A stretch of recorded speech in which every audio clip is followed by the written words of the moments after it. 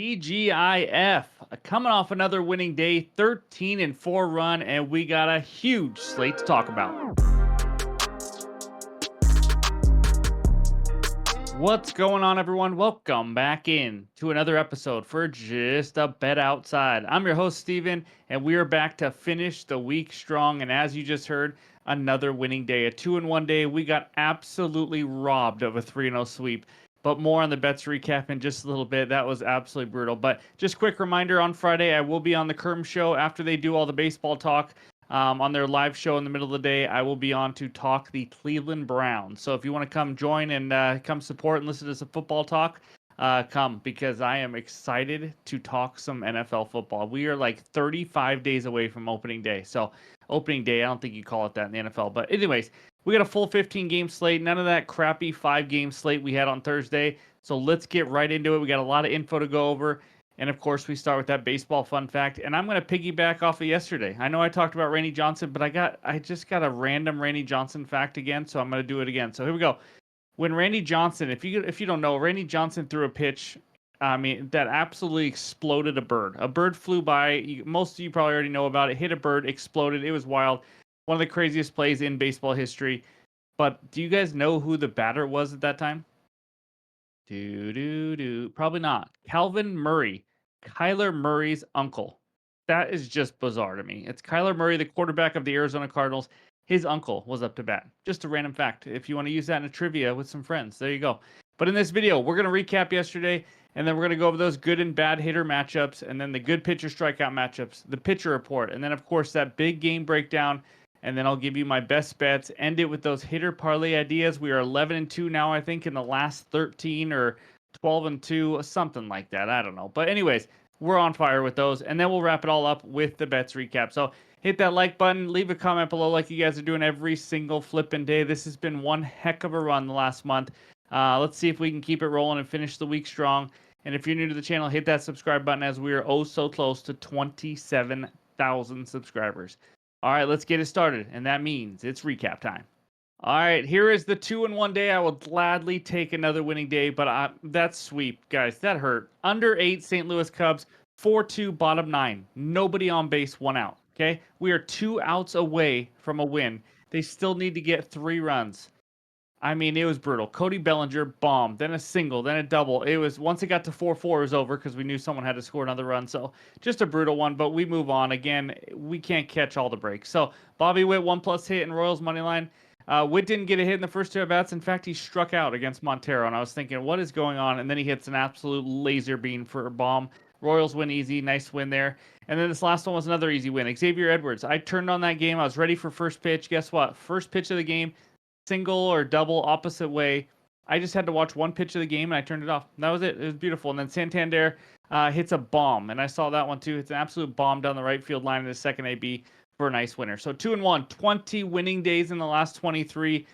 I don't even know what to say. This is awesome. I just hope we can keep this rolling. So there's the overall record, 230 and 223, up 2.07 units on the year, digging out of that terrible hole we dug ourselves in the beginning of the year. But I'm ready to talk some baseball, and that means it's time for the good and bad hitter matchups. I got 18 of these good hitter matchups for you, and it starts with Aaron Judge. Now, I added a little something to this. 11 for 37, 5 bombs. Okay, hitting around 300. It's not elite, but it's not bad. He also has 17 strikeouts. Everyone loves to bet Judge, so I thought I'd include him on here. 5 bombs, but also has struck out 17 times. But he's had some good success lately versus them, that's for sure. And then all of a sudden, and then we got Giancarlo, Juan Soto. We're going to talk about that game a little bit more. Salvador Perez, pretty impressive, 8 for 24 off Tariq Skubal, so on and so on. And then over there on the right side, we got Paul Goldschmidt, 3 for 9, Eloy Jimenez, 3 for 9, Profar, 4 for 11, so on and so on, down to Willy Adames, 4 for 7 off of Jake Irvin. So hopefully this helps you get some winners. Take a screenshot, and now let's go take a look at the bad hitter matchups. And we got 6 of them for you. James McCann, 6 for 33. That's not good. Manny Machado, 5 for 27 with 3 Ks. Verdugo, 1 for 20. That is awful with 2 Ks. Volpe is also not hitting the ball well. Bobby Witt, 3 for 19 with 3 Ks versus Skubal. That is like good on good. I mean, best on best, maybe. One of the top 3 best starting pitchers in the league versus one of the top 3 hitters. That's going to be a fun matchup to watch. But Volpe, 0 for 15 with 10 Ks is about as bad as it gets. And then Arenado, 1 for 11 with 2 Ks off of Assad. So Those are all the hitter matchups. And now let's talk some arms. All right, we just got two good pitcher strikeout matchups for you. And the first one is Spencer Rowan Gardner Schwellenbacher going up against the Miami Marlins. Miami, 8th highest K percentage versus righties in the last 3 weeks at 24.6%. Schwelly, that's what I'm going to call him, I guess. 60 Ks in 57.2 innings. His home K rate, which is where he's going to be pitching, is higher, 27.5% compared to on the road at 23.5%. He has dominated the last 2 games. He's looked really good. 11 strikeouts versus the Mets and 8 versus the St. Louis Cardinals. Not exactly high strikeout teams either. And he has not faced the Miami Marlins yet this season. The next one, Joe freaking Ryan against the White Sox. White Sox, 3rd highest K percentage versus righties the last 3 weeks. 25.9%. Ryan, 138 Ks in 126.2 innings. He has similar home road K splits, so nothing to talk about there. He has faced the White Sox already twice this season, one back in April, or actually both back in April. They're on back-to-back starts, 8 Ks and 3 strikeouts. Again, April doesn't really say where people are at in August, but 6+ Ks now and 5 straight starts for the man with 2 first names. So that's what we got for the pitcher strikeout matchups. And now let's take a look at the pitcher report. All right, here we go. These are the first 8 matchups of the day. If you're new to the channel, all the averages are on the bottom, so you have something to compare to, but hopefully this is a great way to start your day and save you a ton of time. We got a couple guys making their debut for a new team, like Eric Fetty for the St. Louis Cardinals, going up against the Cubbies up there. Fetty's had one hell of a season. That's why he got traded for 3.05 expected ERA. He's always been better at home, which was the White Sox, so I don't know if home and away really matters now, or at least at the beginning. And then Frankie Montas of the Brewers, he's been traded from the Cincinnati Reds. He has not been so good this year. 5.01 ERA and 4.52 expected ERA. 2 guys that are about average K rates. But other than that, we got a lefty matchup to die for. Cole Reagans versus Tariq Scooby-Doo. Scooble, the favorite for the AL Cy Young. 2.35 ERA, 30% K rate, 4.7% walk rate. Everything is absolutely excellent. Reagans has given up more runs than Scooble, but he misses bats like him. 29% K rate, does walk a little bit more. But that's just one heck of a matchup. If you want to watch a game and some good pitchers, that's a good one. Kramer, Carrasco, not so much a good one. And Kyle Harrison, Andrew Abbott, we're going to talk about that game later. And as you see, Gausman is going up against Stroman. 2 guys are just okay. Gausman has not been pitching the way he's used to pitching, but Jake Irvin, right above him, has been pitching much better than his normal career numbers. And then on the bottom, no pitcher for the Marlins yet, going up against Schwelly. And he's been a lot better lately. I'm not going to lie. He's starting to figure it out a little bit. But that's the first page. Take a screenshot. Now let's go check out page 2. All right, these are the final 7 matchups that we have for you. We're going to talk about Shane Baz versus Kikuchi a little bit later, but Kikuchi also making his debut for the Houston Astros. Houston gave up a lot to get him. I'm not exactly sure why, but, knowing Houston, they'll probably turn him into some stud pitcher because they just somehow figure out a way to do that. But Cutter Crawford up there having a good year, going up against Jose Urania. He's not a 3 ERA guy, so I don't see that staying for very long. And then Paul Blackburn also making his Mets debut. I mean, we got guys everywhere making their debut today. And then you may think I accidentally just put the first names, but I did not in that White Sox Twins game. It is Martin versus Ryan. That happens to be their last names. But anyways, that's not important. I don't know much about Martin. He's only thrown 2.2 innings, just to let you know. Obviously, we know Ryan's had a good year. 2.91 expected ERA with an elite 3.9% walk rate. Just having a great year. And then Austin Gomber versus Randy Vasquez. I've made fun of both of these pitchers, bordering on Christmas tree alert for both of those guys. So we might see some runs there. And then Phillips, who we had over outs recorded last start, and he went 9 freaking innings. He was unbelievable, going up against Brian Woo Woo Woo and my Seattle Mariners. So that's the second page. That's all 15 matchups for the day. Take a screenshot. Hopefully it helps you get some winners. And now it's time for the big game breakdown. All right, we head out to Cincinnati where the Reds host the San Francisco Giants in the big game breakdown. Reds moneyline minus 122, Giants moneyline plus 104 with a total of 9 runs. Now, let's talk the spot real quick. Not much to talk about. Both teams had a day off yesterday, so it doesn't really matter. The Reds, this is the 4th game of a 6-game homestand. They keep going back and forth, winning and losing. They are 5-5 in the last 10. Giants, first game of a 7-game road trip as they just won 5 of the last 6. Some might think they're red hot, but they were against the Rockies and the A's. So starting pitcher matchup, a battle of the lefties. Kyle Harrison versus Andrew Abbott. Let's talk about Harrison first. It's been kind of an up and down season for him, but he's been much better lately. So June ERA, 2.92 ERA, only 12.1 innings. He was dealing with an injury. July ERA 2.66 ERA in 20.1 innings. So he's at a sub 3 ERA in the last 32.2 innings he's had. 4.66 expected ERA overall for the season. He is due for some negative regression, but he's average across the board. Average Ks, average walks, average hits allowed, blah, blah. It's boring, I know, but that's just what it is. He faced the Reds already this year on May 12th, 5 innings pitched, 3 hits, 3 earned runs, and 5 strikeouts. Now, let's talk about his home and away splits. Mr. Harrison is on the road here. But at home, 3.47 ERA, 245 average against, 367 slugging, and on the road, 3.91 ERA, a little higher, 257 average and 425 slugging. So just a little bit worse overall on the road, but nothing huge. And most of that negative regression, by the way, is due on the road. He has a 5.02 xFIP on the road. And you're going to know why by the below numbers. 7 of his 10 home runs have been given up on the road. He has a much lower K rate on the road, 18.8% compared to around 25% at home. And his walk rate is also much higher on the road, 10.1% compared to 5.9% at home. Now, righty-lefty splits.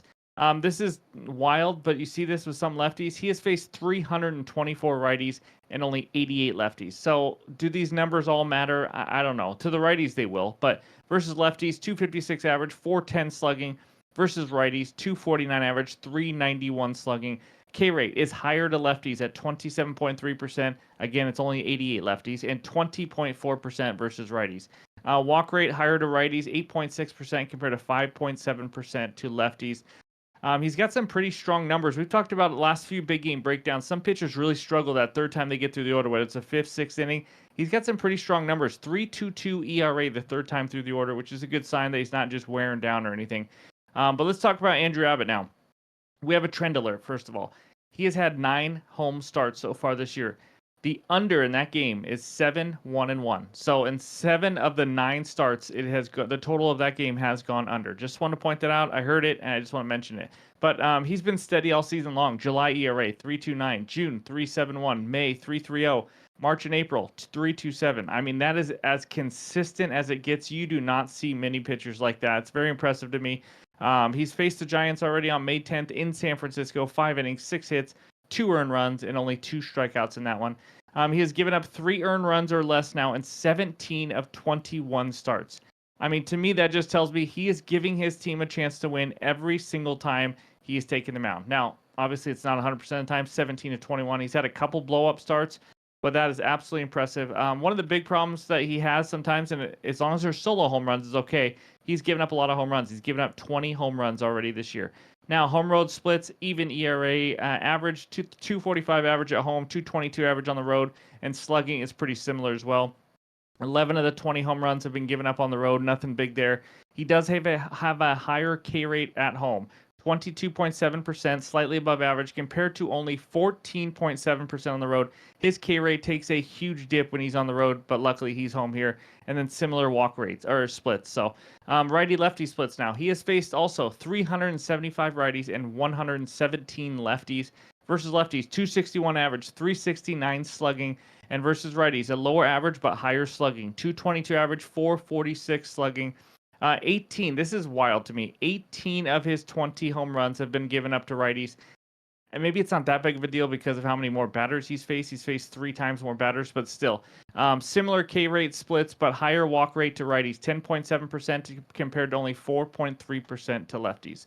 Now, offenses. Giants versus lefties last 3 weeks. They've been good all season, first of all. We've talked about the Giants versus lefties. That is when you want to tail them usually.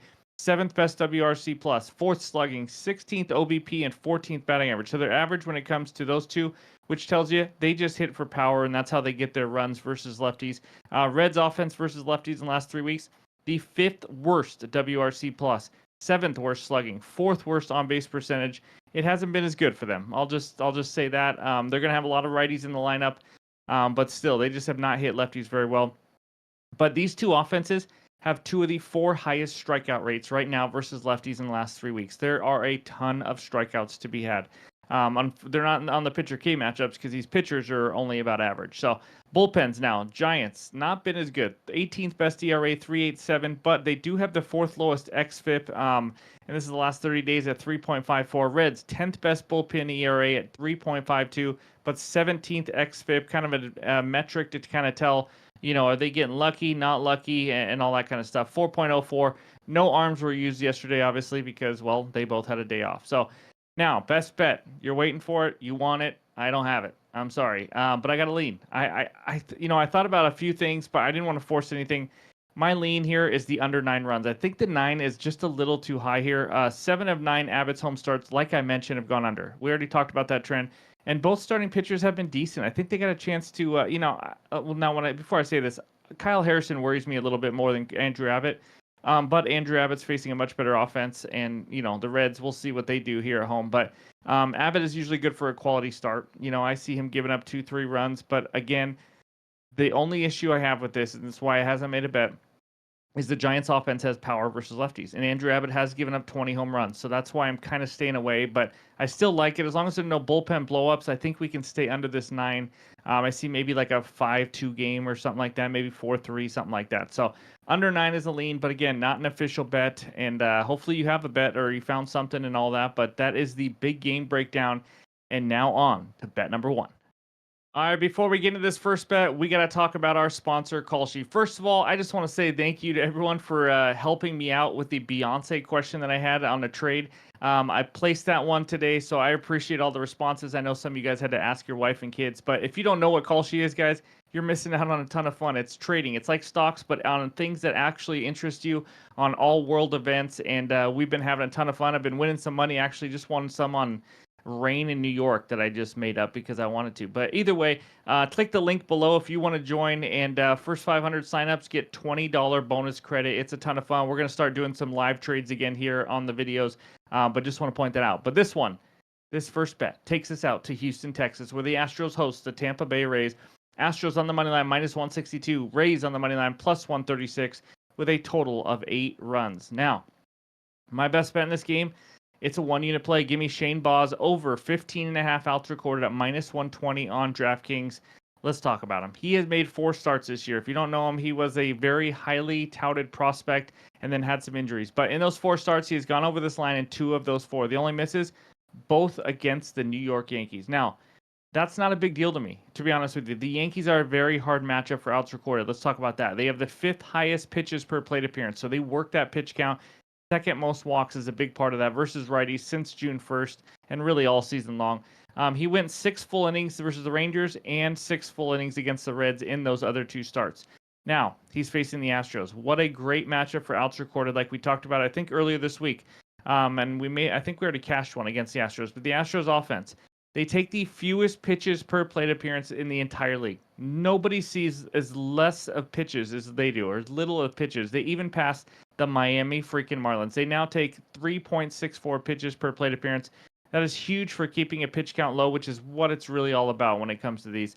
A big reason for that, they have the highest first pitch swing percentage now at 38.1%. And they have the 6th lowest walk rate. So they're going to swing early, and they're not going to take a ton of deep counts and not a lot of walks.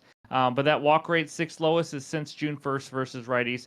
All of these stats are just important. Now, the only other way is maybe they just score a ton of runs and just hit them all over. It's the Astros. They're very capable of that. But since the All-Star break versus righties, 18th highest WRC plus and slugging, 20th on base percentage, 14th batting average. This is a very average to slightly below average team versus righties. That just is what it is. They're not the Astros that have just been crushing the ball, last 2-3 years, at least not lately right now. And then we got Shane Baz. He's stretched down. I know it's been 4 starts. His last start was 86 pitches. I think he had one actually over 90 already this year. So all we need is for him to get 1 out in the 6th versus a team that is the best in the entire majors at limiting a starting pitcher's pitch count. So Baz just needs to not walk 4 guys like he did earlier this year. But again, there's like 4 or 5 guys, but it was against the Yankees. I don't see that happening here. And you look at all his earned runs line and everything else, they think he's going to probably give up around 2 runs. I'll take it. I think he goes 6 innings, gives up around 2 runs, and we cash a bet. So give me Shane Baz over 15.5 outs recorded as my first best bet.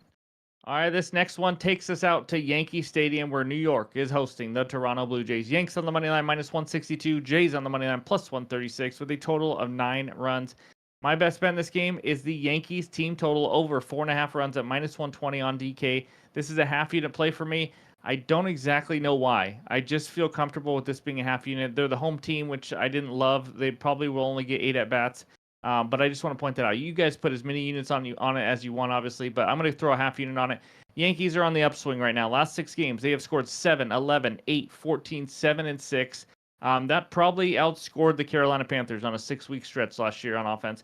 But anyways, the Yanks are on fire. Jazz has really provided a spark for them, and they're facing someone they are extremely familiar with. Now, the big 3 for the Yankees: Aaron Judge, Juan Soto, Giancarlo Stanton. I don't really know if Stanton's the big 3, but they are combined 25 for 69 with 8 home runs off of Gausman. That is good for a 3.62 average, hash brown math.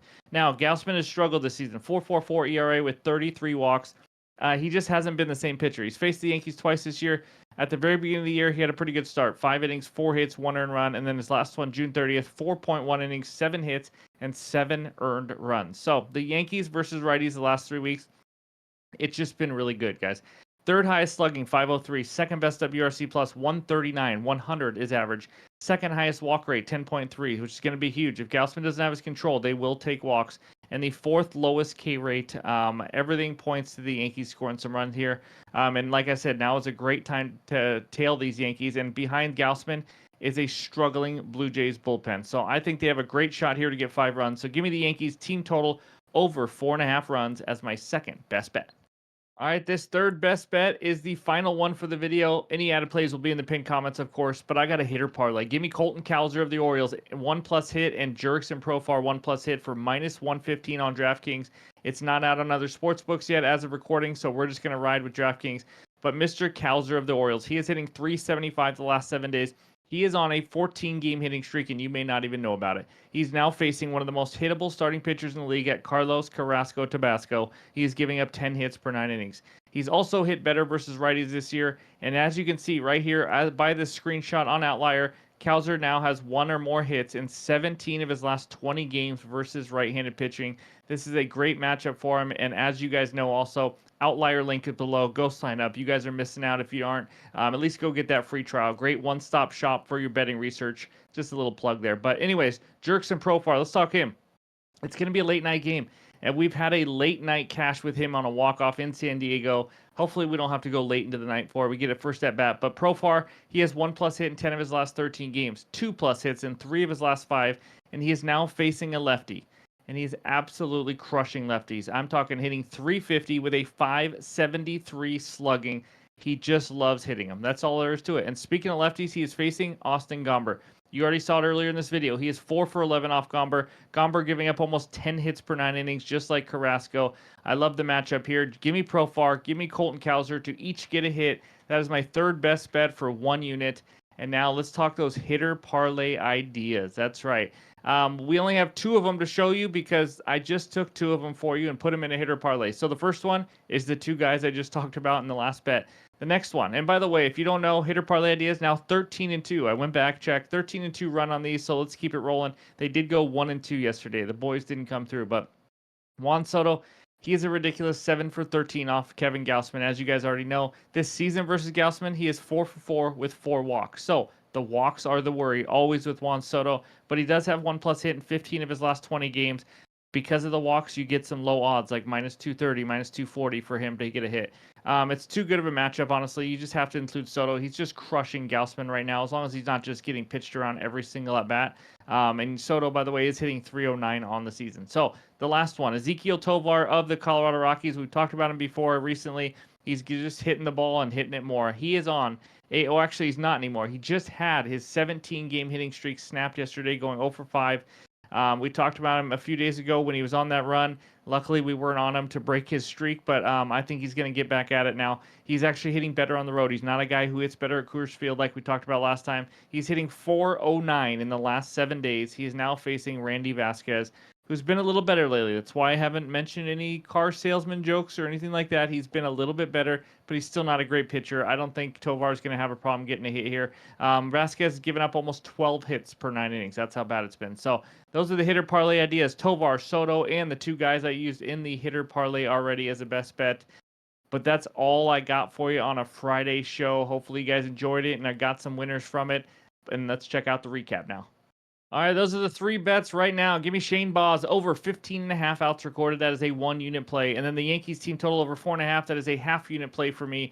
And then we finish it with the hitter parlay. Colton Cowser and Jerkson Profar, 1+ hit each, -115 for 1 unit as well. Any added plays will be in the pinned comments on X and on Discord. If you guys don't know already, we don't do long videos on the weekend because I got to see my wife at some point. But so just so you guys know, we keep our bets still. We still post them. They will be on the community tab of our YouTube page. They will be on X and they'll be on Discord. Discord is completely free. Come join the fun. But thank you guys for all the support this week. It's been just an absolute blast. Winning just makes everything more fun, but it's always fun going back and forth with you guys as well. Maybe I'll see you guys on the Kerm show on Friday, but hope you have a great Friday and a great weekend, and we'll talk to you soon.